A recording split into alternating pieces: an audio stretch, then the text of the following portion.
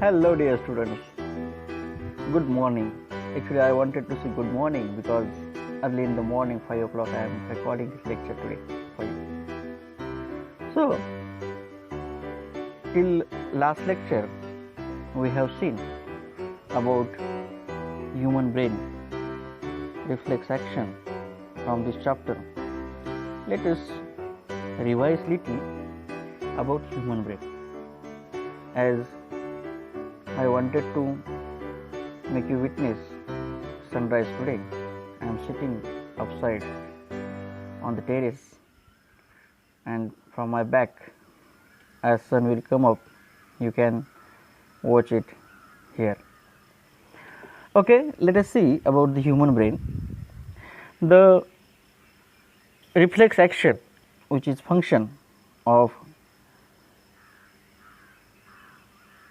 central nervous system and peripheral nervous system.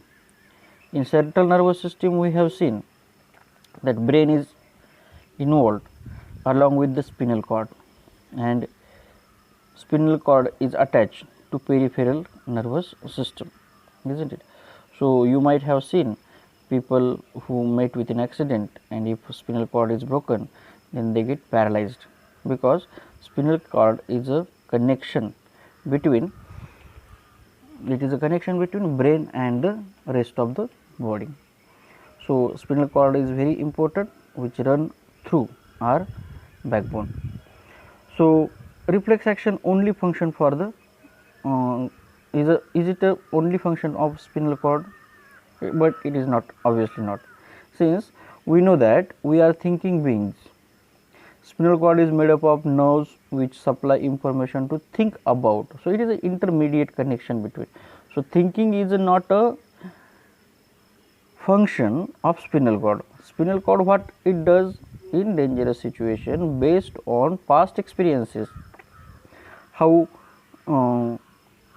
brain or thinking process have reacted with such situation. Based on past experiences, spinal cord takes decision temporarily, and then it sends that information to the effectors, that is muscle cells, to remove our hand from that dangerous situation. Like our head of the family takes decision, that thinking part is towards him. But in case suppose in dangerous situation, something critical has come in the home and head of the family is not present, is not available around, what we do? Based on past experiences, what head of the family has done, accordingly we take decision, and then we inform head of the family also that we have done such and such things.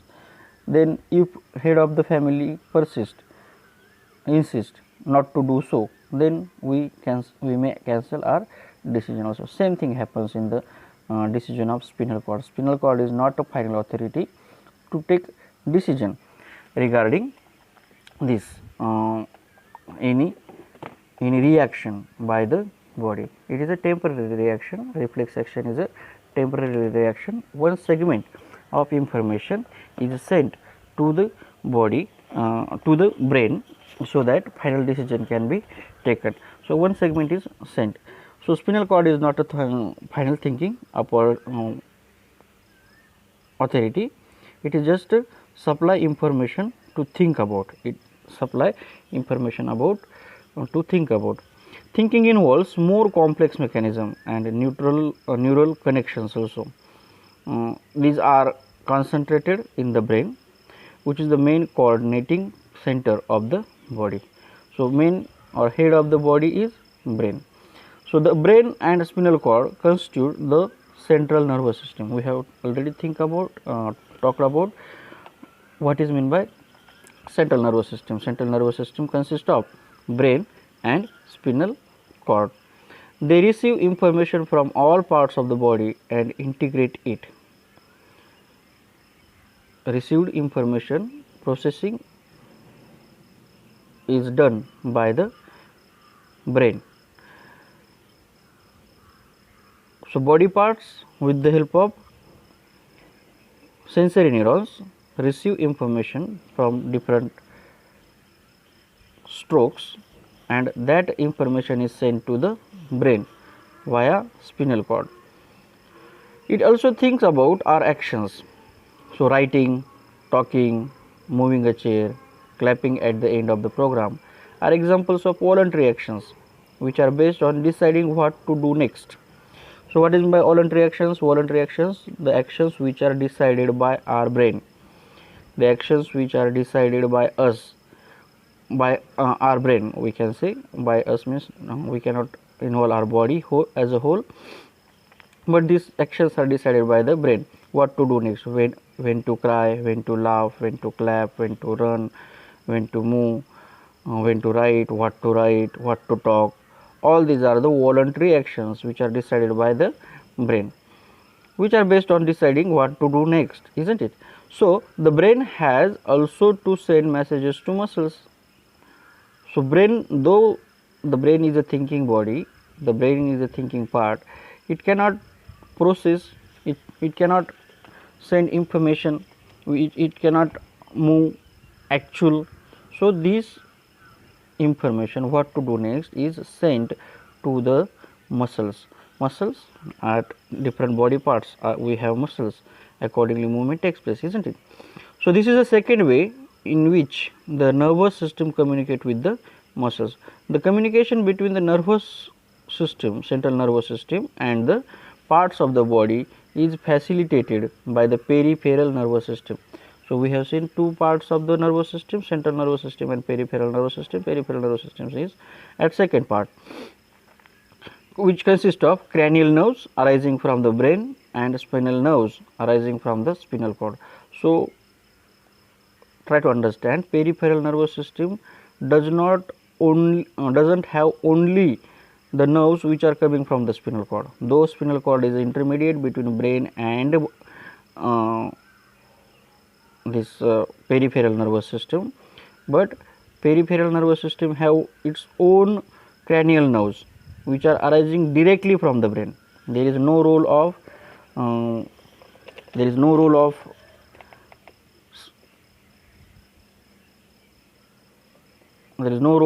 spinal cord or spinal nerves in taking of this decision. The brain thus allow us to think and take action based on the thinking. As you will expect, this is accomplished through a complex design. It is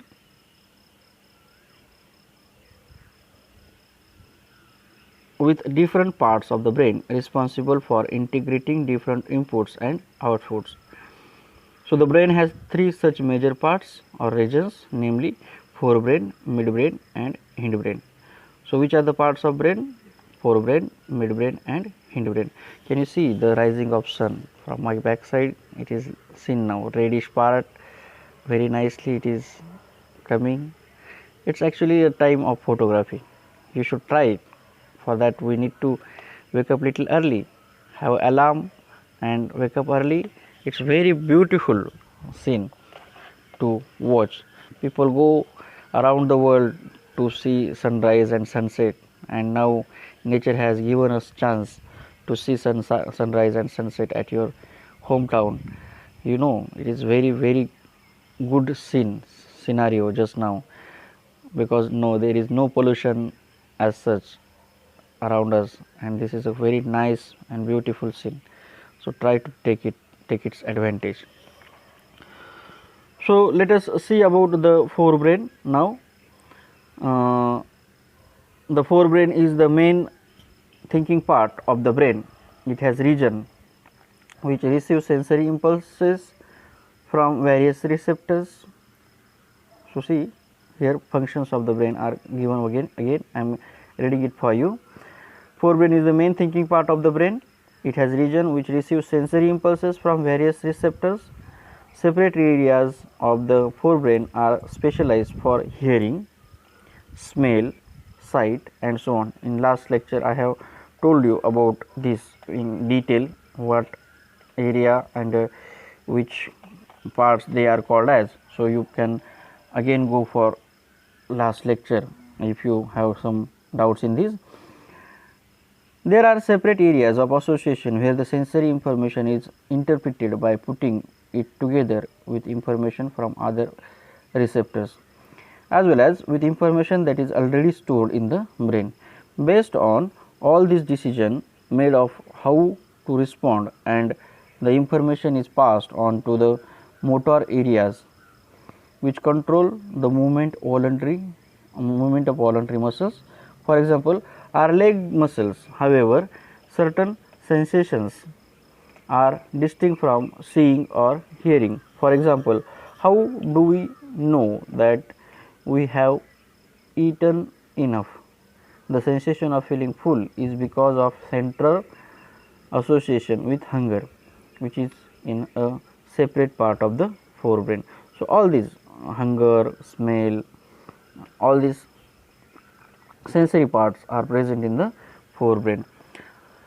Now, you can see this diagram where forebrain is shown, then cranium is shown, cerebrum is a major part of the forebrain, midbrain is shown at center, and at downside where spinal cord starts, above that there is a presence of hindbrain, which consists of pons, medulla and cerebellum. Now, cerebellum is main part of this hindbrain, whereas cerebrum and cerebellum, these are the two different concepts. Try to understand, their pronunciations are little same, but they are different from each other. Cerebrum and cerebellum.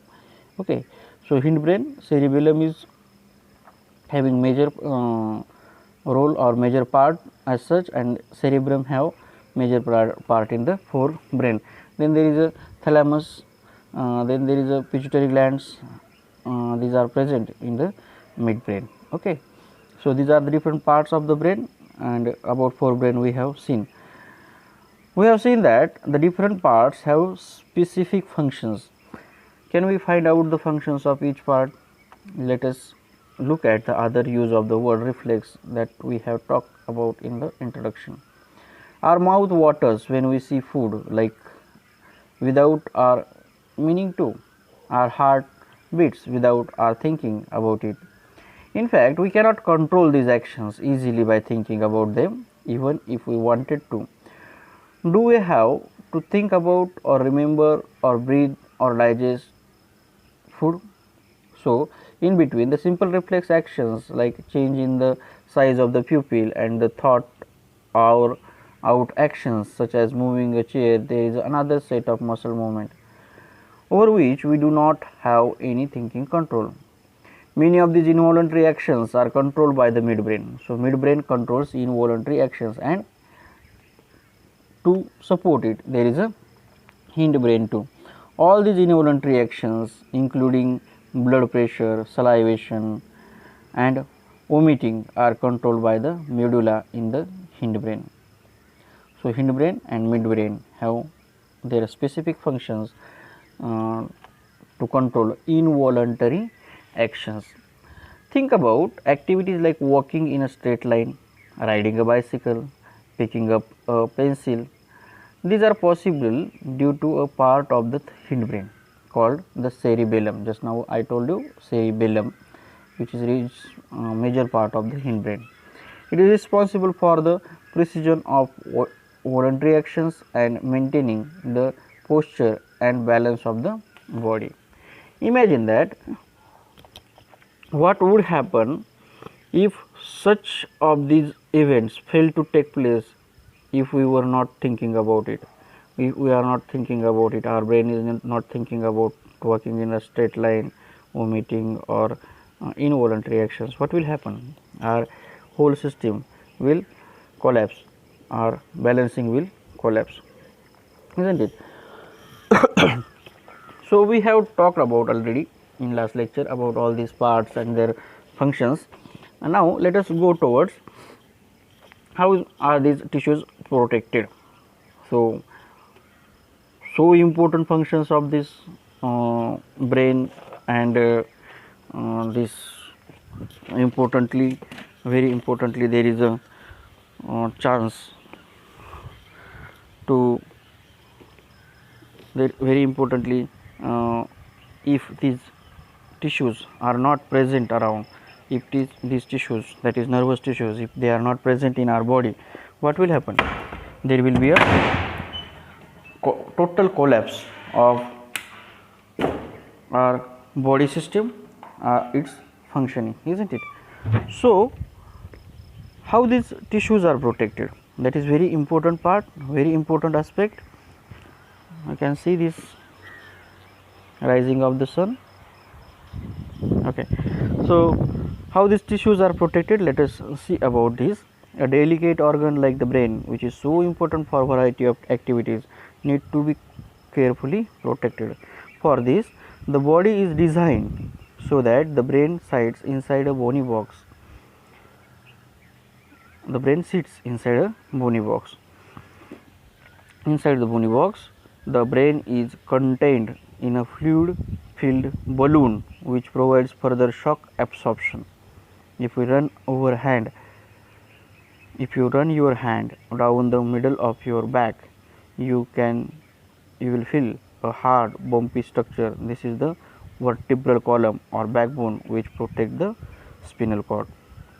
So how our brain is protected? With the help of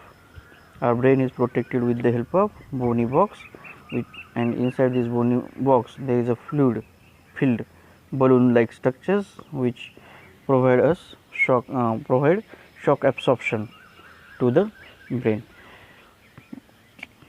Have you thought over that when we are running, when we are jumping, at that time why our brain is not moving, isn't it? So that movement is not taking place due to the shock absorption, and fluid filled balloons which are present in our brain, they provide shock absorption. Now what about spinal cord? Spinal cord is passing through vertebral column. So bumpy box they have talked about, bumpy structure they have talked about. So these bumpy structures are protecting our spinal cord, which is located in the vertebral column, what we commonly call it as a backbone, which protects the spinal cord. Now how does the nervous tissues cause action? That is also we have discussed so far. We have been talking about nervous tissues and how it collects information, sends it around the body, processes information, makes decision based on information, and conveys decision to muscles for action. In other words, when action or movement is to be performed, muscle tissues will do the final job. So who is final action taker? That is muscle cells. How do animal muscles move? When a nerve impulse reaches the muscle fiber must move. How does a muscle cell move? The simple notion of movement at cellular level is that muscle cells will move by changing their shape so that they shorten or they relax. So the next question is, how do muscle cells change their shapes? The answer must lie in the chemistry of cellular components. Muscle cells have special protein that changes both their shape and their arrangement. Okay, so shape and arrangement changing proteins, what we call them as? In 9th standard we have studied about which type of special type of proteins are present in the muscle cells. We have seen these are the contractile proteins, isn't it? Do you remember contractile proteins? So special proteins that changes both their shapes and their arrangement in the cell in response to nervous electrical impulses. When this happens, now new arrangement of these proteins give the muscle cells to shorten form. Remember, when we talk about muscle tissues in class 9th, there were different kinds of muscles such as voluntary muscles and involuntary muscles. Based on what we have discussed so far, what do you think the difference between these would be? Voluntary muscles are performing according to our wish, according to the decision of the brain, according to the information sent by the brain, whereas involuntary muscles there is a role of midbrain and hindbrain for that, and continuous set of commands are sent to the involuntary muscles so that they can perform very well. So, let us talk about coordination in plants now. In text questions we will discuss separately. For that I will prepare one separate video lecture. Just now we will talk about coordination in plants so that this part will get over. Okay, is it recording? Yes. Control and coordination chapter. In this chapter we have to talk about coordination in plants now. Animals have nervous system for controlling and coordinating the activities of the body, but plants have neither a nervous system nor muscles. How do they respond to stimuli when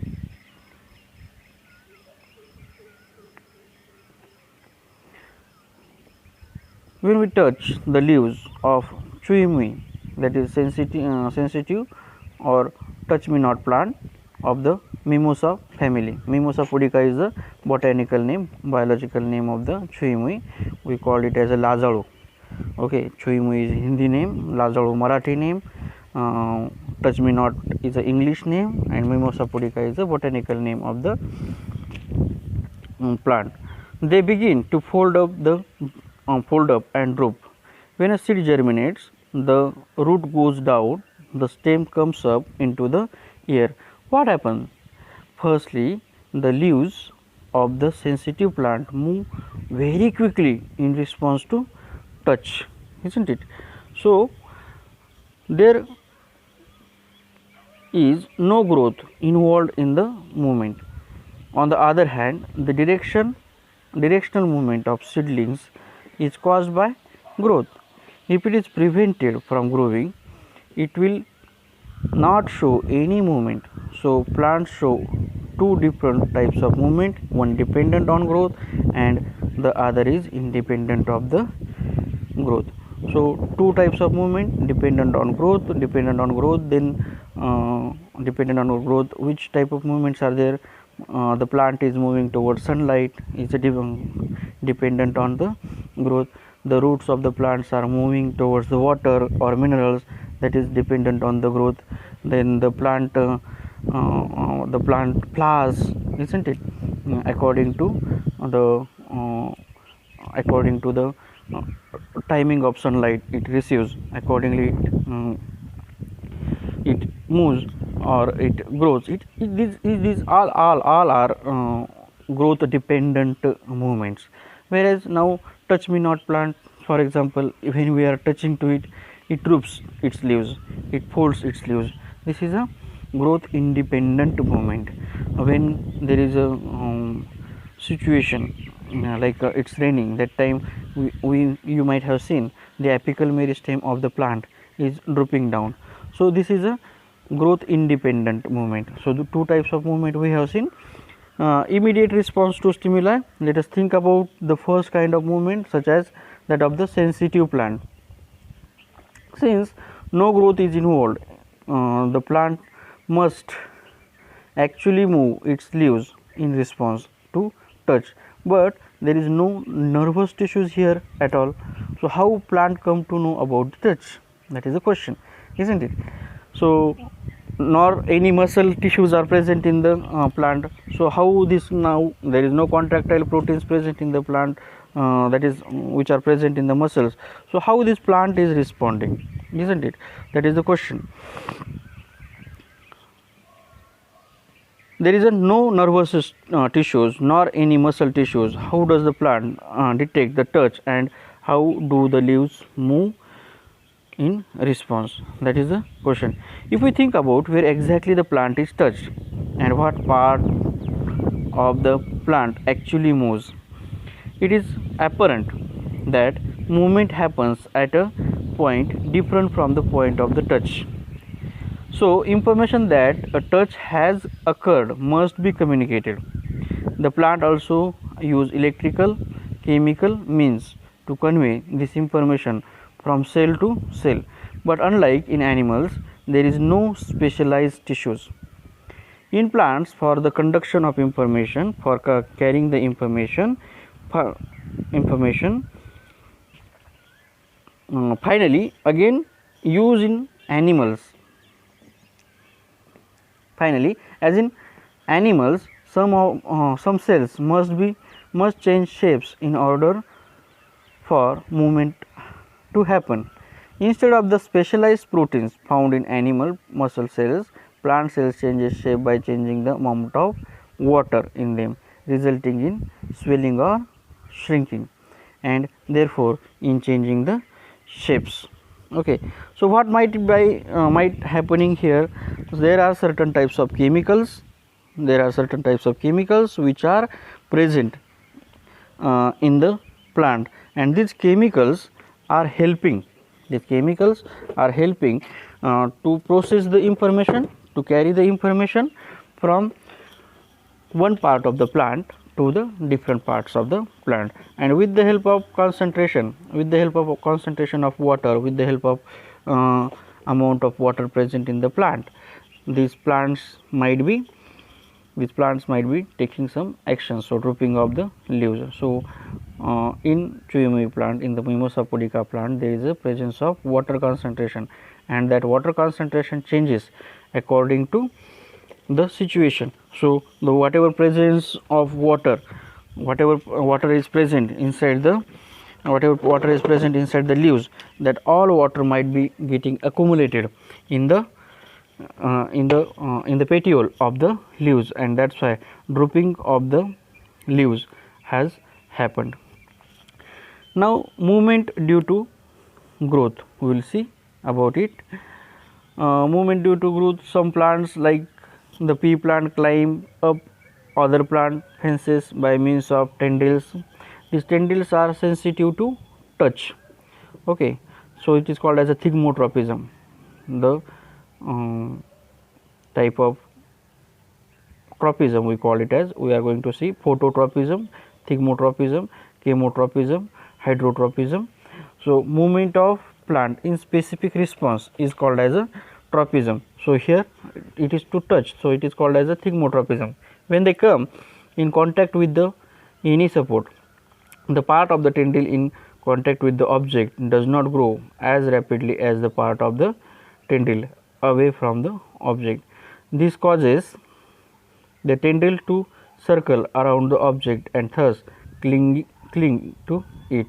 More commonly, plants respond to stimuli slowly by growing in a particular direction. Because of this growth, because this growth is directional, it appears as if the plant is moving. Let us understand this type of movement with the help of an example. Here this activity is given to you. You have to take one potted plant, and that potted plant we have to take we have to keep in the window. What will happen after some days in 6th and 7th standard? Somewhere in 6th and 7th standard, we have performed this task also. We have performed this activity also. We have kept one potted plant in the window, and after that, after 4-5 days, after 6 days, we have seen that these plants started moving, growing towards the sunlight. So this is one experiment in which direction the sunlight comes, in that direction plant moves. So this is a type of stimulus which we get from the environment, which plants get from the environment. In response to that stimuli, plant moves, plant respond. So here one more is shown here, plant showing the geotropism. Roots are moving towards the earth or towards the gravity. So one experiment I can tell you, that you just take one potted plant and just hang it upside down. Means you have to make this stem towards downside and roots towards upside. Okay, what will happen after some days? Just imagine, or just try to understand, or just you can perform this experiment. You are at quarantine period now at home, so you can perform this experiment now, isn't it? What will happen? Will stem grow towards downside and roots will grow as it is water. So our question, whether roots are growing towards actual gravity or towards gravitational force or towards water, because you are going to water that plant from upside. So if water is getting to the plant, will roots grow towards gravity or towards water? That is the question. So here question answer lies here, that plant stem moves towards sunlight and roots always move towards the gravity. So we call stem as a positively phototropic and negatively geotropic. Though sunlight is coming from downside, still stem will never grow towards the gravitational force. Okay, so it is negatively geotropic, whereas roots, though they require water, uh, let it be water in any direction, water roots will always move towards the gravitational force, because roots are positively geotropic. So phototropism means response of plants or growth of plants towards the photo means light, towards light, it is called as a phototropism. Stems are positively phototropic and roots are negatively phototropic, and vice versa. We will talk about roots. Roots are positively geotropic and stems are negatively geotropic. So environmental triggers such as light or gravity will change the direction that plant parts grow in. This directional or tropic movement can be either towards the stimulus or away from it. So in two different kind of phototropic movement, shoots respond by bending towards light while roots respond by bending away from it. How does this help to the this plant? Plant shows tropism in response to other stimuli as well.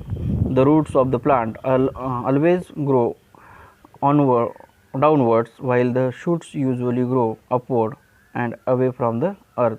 This upward and downward growth of shoot and root respectively in response to the pull of earth or gravity is obviously geotropism. If hydro means water and chemo means refers to chemicals, what would be hydrotropism and chemotropism? Obviously you can understand now that hydrotropism means movement of plants or roots towards the water is called as a hydrotropism. And what is meant by geotropism? The growth of the specific organs of the plant towards certain types of chemical is called as a chemotropism. So can you give me example of chemotropism? Directional growth of the movement towards chemicals. Yes, we have seen in 9th standard that the androecium, that is stamen, when after germination of stamen consists of anther and filament, and from this anther when pollen grains are released, these pollen grains go and rest on the stigma, that is female reproductive part, and on stigma when they sense certain types of chemicals, then and then only these pollen grains are germinating. So this was about chemotropism in case of plants. So chemotropism is the growth of the pollen tubes towards the ovule, about which we will in next chapter also again we are going to study about, that is reproduction in the plants. Okay. Let us now once again think about how information is communicated in the bodies of multicellular organisms. The movement of the sensitive plant in response to touch is very quick. The movement of the sensitive plant in response to touch is very quick. The movement of sunflower in response to day or night, on the other hand, is quite slow. Growth related to movement of plant will be even slower. Even in animal bodies, there are carefully controlled directions to growth. Our arms and fingers grow in certain directions, not haphazardly, isn't it? So controlled movement can be either slow or fast. If fast responses to stimuli are to be made, information transfer must happen very quickly. For this, the medium of transmission must be able to move rapidly. Now, only electrical impulses in this case will not work, isn't it? So, electrical impulses are not are excellent means for this, but there are limitations to use of electrical impulses. Firstly, they will reach only those cells that are connected by nervous tissues, not each and every cell in the animal body. Secondly, once an electrical impulse is generated in a cell and transmitted, the cell will take some time to rest its mechanism before it can generate and transmit a new impulse. In other words, cells cannot continuously create and transmit electrical impulses. It is thus no wonder that most multicellular organisms use another means of communication between cells, namely chemical communication.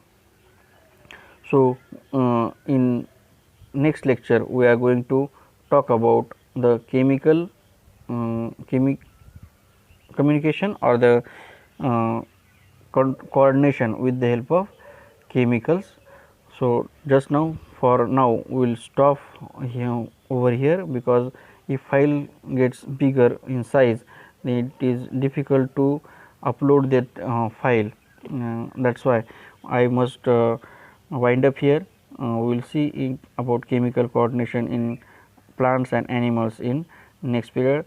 Now that sunrise has taken a very good view, I will show you at the end of this lecture. You can see the sunrise over here, where it has gone.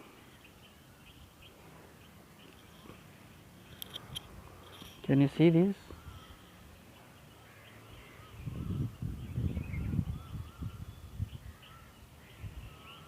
Just a minute.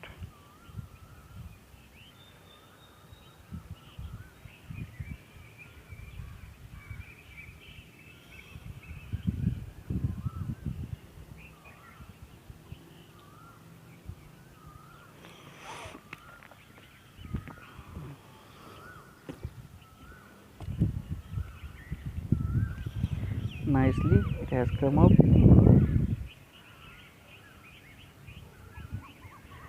Why don't you try to wake up in the early in the morning and try to see the sunrise? It's very nice and beautiful to see this sunrise. Yes, I can show you now.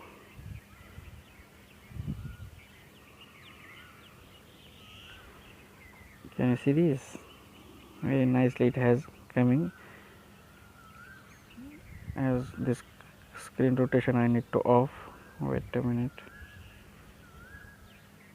Start screen rotation.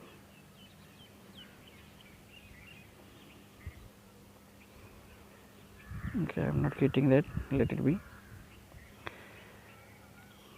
It is very nice scene to watch it.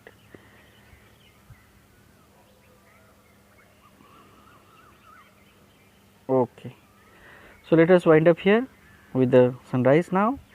Just enjoy your day as a whole. Okay, thank you very much for listening me carefully. Thanks.